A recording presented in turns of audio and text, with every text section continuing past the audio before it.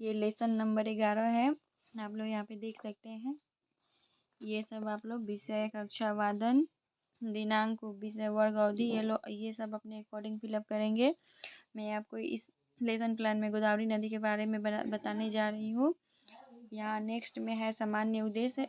सामान्य उद्देश्य में आप लोग लिख सकते हैं कि छात्रों को मानसिक शक्तियों का ज्ञान कराना, भौगोलिक परिस्थितियों का महत्व, मानव जीवन पर पड़ने वाले प्रभाव को ज्ञान कराना, छात्रों को जीविकोपार्जन के योग्य बनाना, छात्रों में तार्किक क्षमता का विकास करना, छात्रों को भूगोल के महत्व को बताना। नेक्स्ट में है विशिष्ट उद्देश्य। तो आप लोग यहाँ पे लिख सकते हैं कि छात्र गोदावरी नदी के विषय में ज्ञान प्राप्त कर सकेंगे, छात्र गोदावरी नदी के विषय में व्याख्या कर सकेंगे।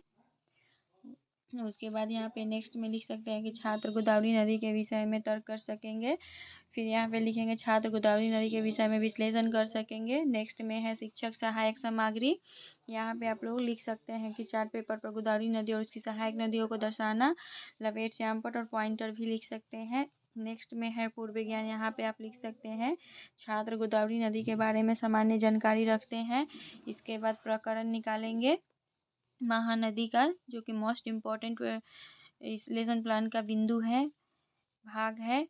यहाँ पे देख सकते हैं कि नई दिल्ली किसकी राजधानी है, तो बच्चे इसका आंसर कर पाएंगे। भारत की है राजधानी है। भारत में किन किन प्रकार की नदियाँ पाई जाती हैं, तो हिमालयी और प्रायद्वीपीय नदियाँ पाई जाती हैं।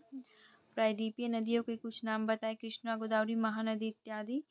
चूँकि ये सब बच्चे आंसर कर पाएंगे क्योंकि वो ऑलरेडी भारत के विषय में पढ़ चुके हैं और उनको ऑलरेडी नॉलेज है कि प्रायद्वीपीय नदियों में कौन कौन सी नदी आती है, इसलिए वो आसानी से यहाँ पे आंसर कर पाएंगे।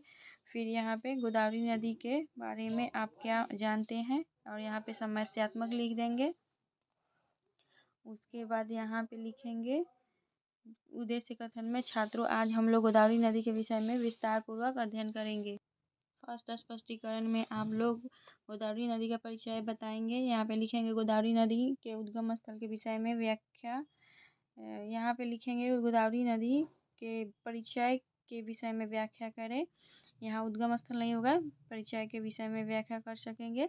फिर यहाँ पे लिखेंगे कि ये प्रायद्वीपीय नदियों में, स्पष्टीकरण में लिखेंगे ये प्रायद्वीपीय नदियों में सबसे लंबी है। इसकी लंबाई लगभग 1450 किलोमीटर है और इस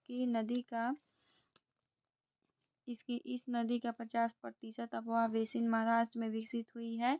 बड़े आकार एवं विस्तार के कारण दक्षिण भारत में इसे नदी दक्षिण भारत की गंगा या वृद्ध गंगा के नामों से भी विभूषित किया गया है। यह भारत के अंदर स्थित है। स्थित गंगा के बाद दूसरा सबसे लंबी नदी है। बोधात्मक में आप क्वेश्चन यहाँ पे करेंगे कि गोदावरी नदी की लंबाई कितनी है, तो 1450 किलोमीटर है।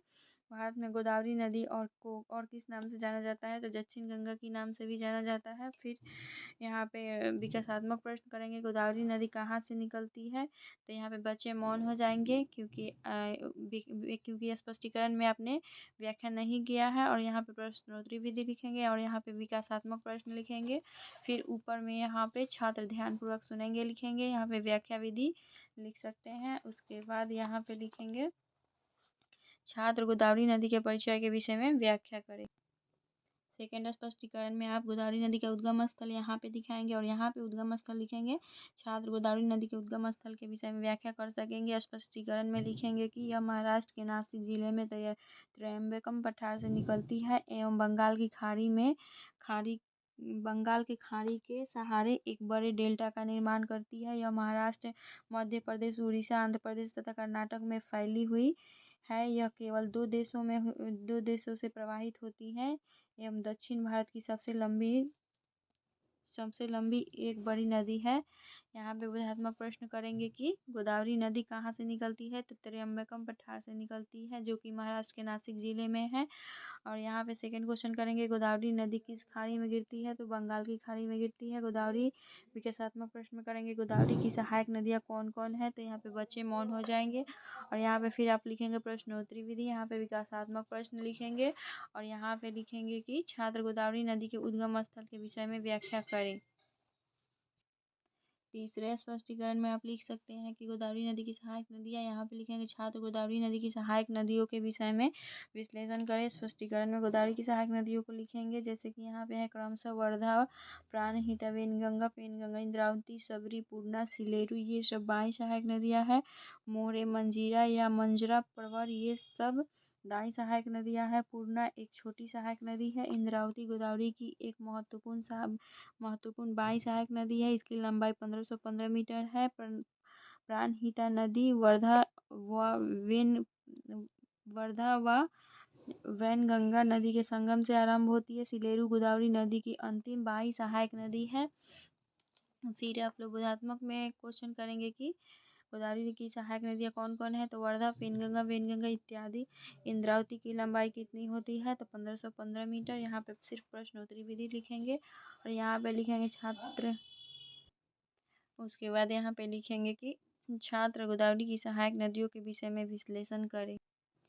नेक्स्ट में है श्यामपट्ट सारांश। यहाँ पे इम्पोर्टेंट पॉइंट लिखेंगे, जैसे गोदावरी भारत की दूसरी और दक्षिणी व प्रायद्वीपीय भारत की पहली सबसे लंबी नदी है, जिसकी लंबाई 1450 किलोमीटर है। गोदावरी नदी को दक्षिण भारत की गंगा भी कहते हैं।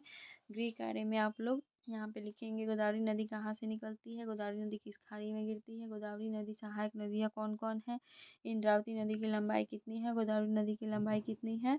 फिर गृह कार्य में क्वेश्चन देंगे, गोदावरी नदी को और किस नाम से जाना जाता है, गोदावरी नदी की सहायक नदियों को चार्ट पेपर पे दर्शाएं।